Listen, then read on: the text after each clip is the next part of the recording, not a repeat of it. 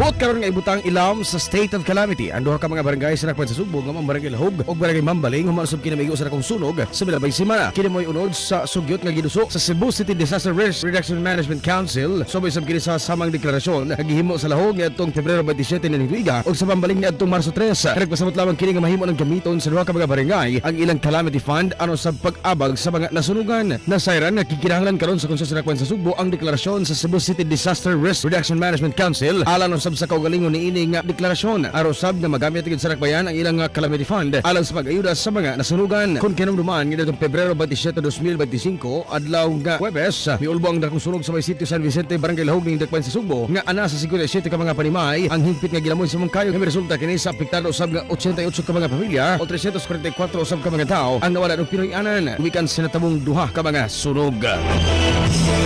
Report gikan sa Cebu City Hall alang sa FM Balita sa Buntag. Kini sa Idol Clint Lanta ko ni kapugan sa paghatod sa mga nagunag labas nga mga balita. Tatak RMN, tatak IFM Balita.